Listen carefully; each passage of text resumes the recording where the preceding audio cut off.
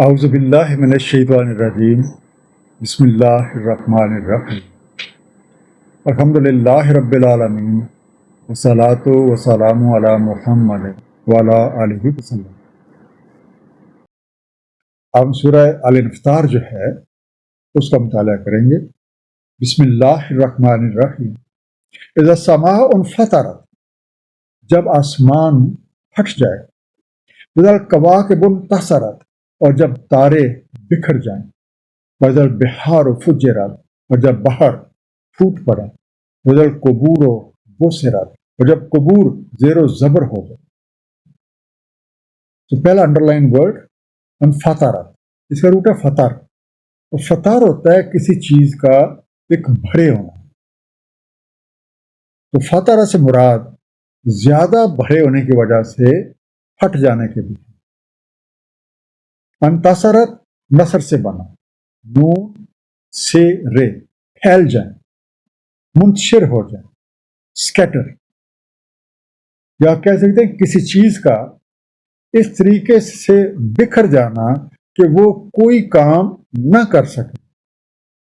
کیونکہ یہ لفظ کھجور کے اس درخت کے لیے بھی استعمال کیا جاتا ہے جس کی ساری کھجوریں پھل پکنے سے پہلے ہی جڑ جائیں۔ جب آپ کواکب یا تاروں کے لحاظ سے بات کریں گے تو اس طریقے سے ان کا شیرازہ بکھر جائے تو بالکل بیکار ہو جائیں، اور جس مقصد کے لیے وہ بنے ہیں وہ مقصد پورا نہ کر سکیں۔ ان آیات پہ غور کرنے سے تو موت جیسی کسی کیفیت کا تصور جو ہے وہ ذہن میں آتا ہے۔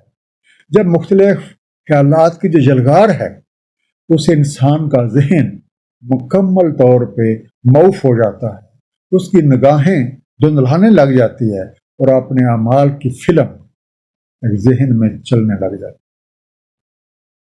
عالمت نفس ما قدمت و اخرت، معلوم ہو جاتا ہے نفس کو کیا اس نے آگے بھیجا اور کیا پیچھے چھوڑا۔ یا ایھا الانسان ما غرک بربک الکریم، اے انسان کس نے تجھے فریب دیا اپنے رب کریم کے بارے میں۔ الذی خلقک فسواک فعدلک، جس نے تمہیں خلق کیا سو اس نے تمہیں سنوارا، بس تجھے اعتدال پہ رکھا۔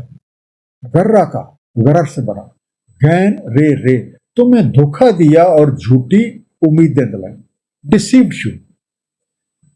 اعمال کی یہ فلم جو اس وقت آنکھوں کے سامنے ہوتی ہے ہر لحاظ سے مکمل،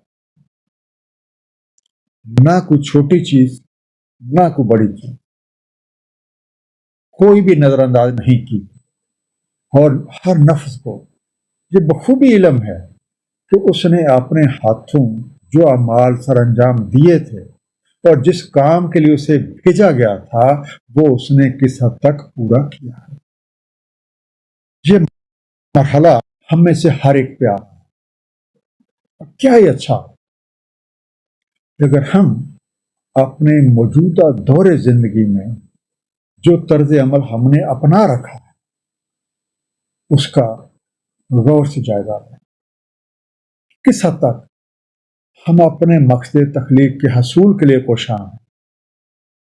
ہم کہیں بھولے تو نہیں گئے، یا کہیں ہم نے کوئی جھوٹی امیدیں تو نہیں باندھ رکھی اور اس وجہ سے دھوکے میں پڑ گئے۔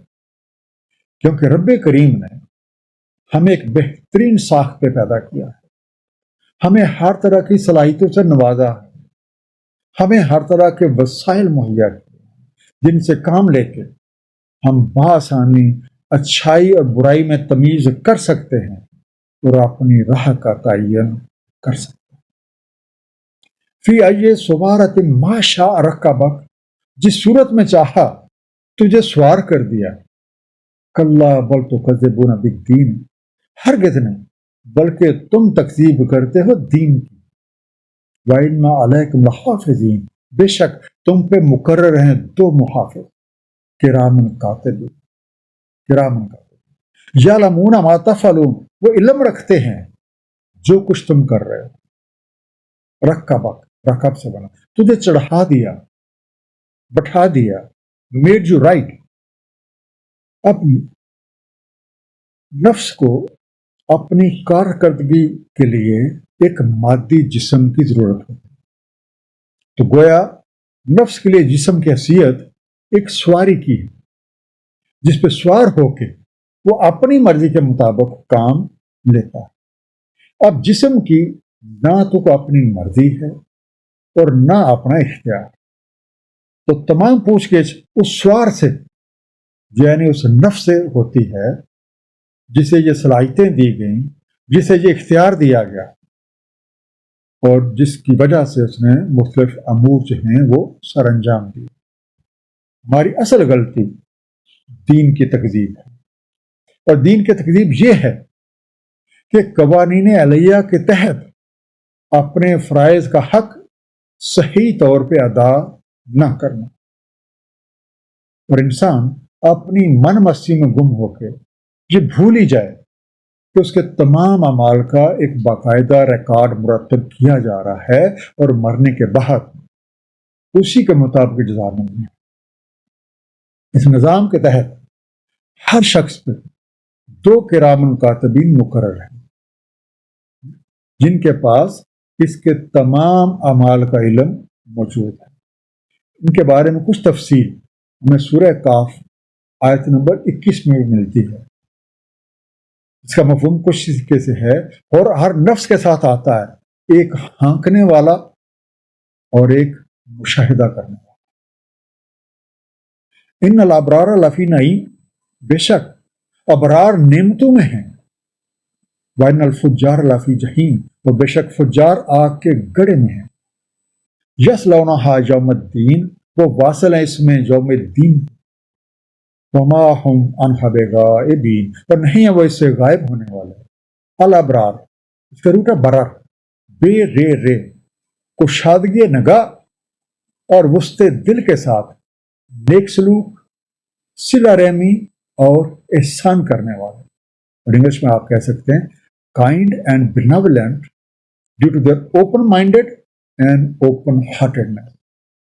اب ان آیات میں 2 گروہوں کا ذکر ہے، ایک وہ جو نیک لوگ نے اپنی زندگیوں کو رضا الہی کے لیے وقف کر دیا، اور دل و جان کے ساتھ اللہ تعالیٰ کے دیے ہوئے وسائل کو اپنے خاندان اور مخلوق خدا کی بھلائی کے لیے صرف کیا، جس کی بدولت وہ اللہ تعالیٰ کے انعامات کے مستحق ہو۔